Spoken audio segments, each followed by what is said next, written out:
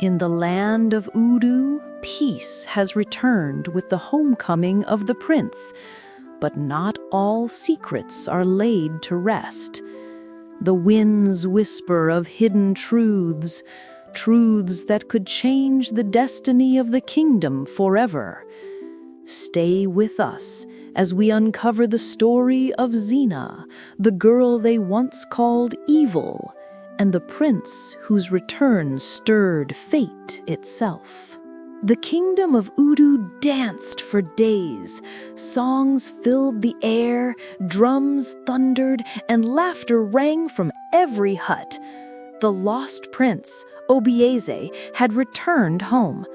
The king, at last, had a successor, and his heart swelled with joy.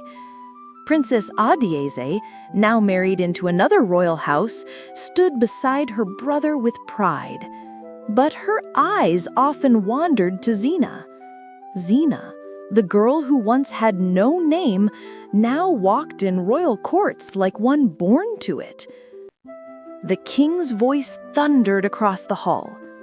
"Zina, you are of age now. It is time to prepare for your marriage, and who better than my son, the crown prince?" The people gasped. Whispers flew like sparks from dry wood. Some clapped in joy. Others exchanged puzzled glances. Zina lowered her eyes, her heart trembling. That night, Zina walked alone to the great tree, her refuge since childhood. She knelt beneath its towering branches, her hands pressed to its roots. Then the wind stirred. It curled around her like a voice. "The secret will be revealed in 7 days." Zina froze, her breath caught in her chest. What secret? What could the wind mean? Her heart beat faster as the tree's leaves rustled like whispers of the ancestors.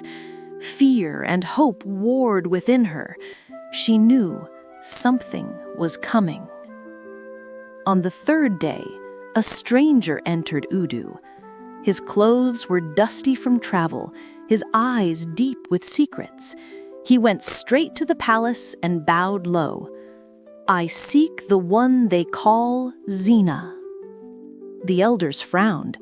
"Who are you to demand an audience?" The man's voice was steady. "I am a messenger. I come with truth, a truth buried since her birth." Whispers filled the hall. The king studied him closely, then allowed him to stay, but unease spread through the court like smoke. 7 days passed. The court gathered in silence. Zina stood by the king's side, her heart pounding like the drums outside. The stranger stepped forward. His voice was heavy.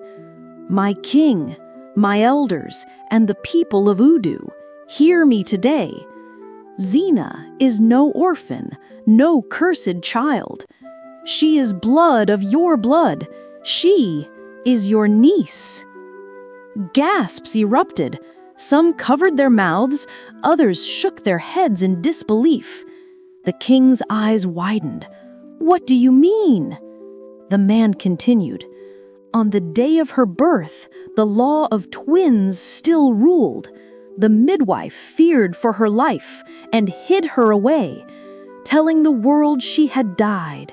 But she lived, hidden, branded evil, when in truth, she was royal." Zina's knees weakened. She clutched her chest. She was not a cursed child. She was family.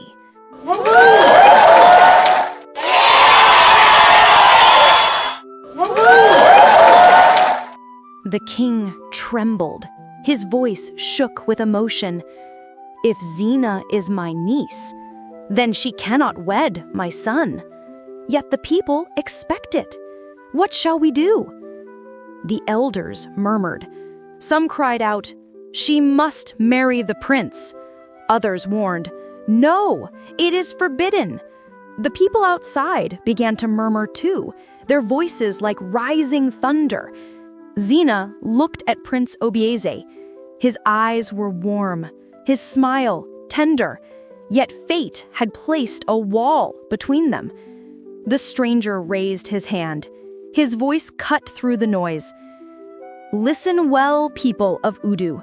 This secret is not just about marriage. It is about destiny. If Zina chooses wrongly, your kingdom will know war.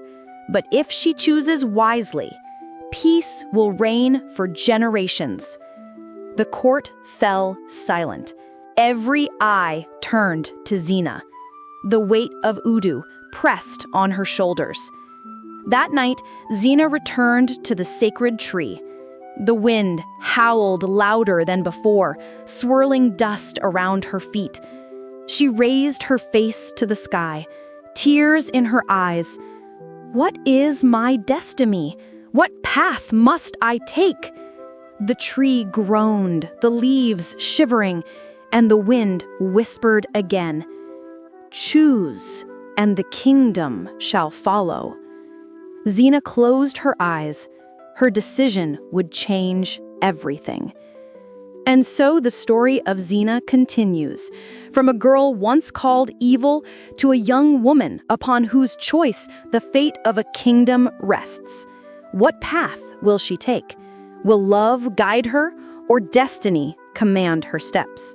Stay with us on My Short Storybook, where stories of tradition, mystery, and destiny are told every week. Don't forget to like, subscribe, and ring the bell so you never miss the next chapter.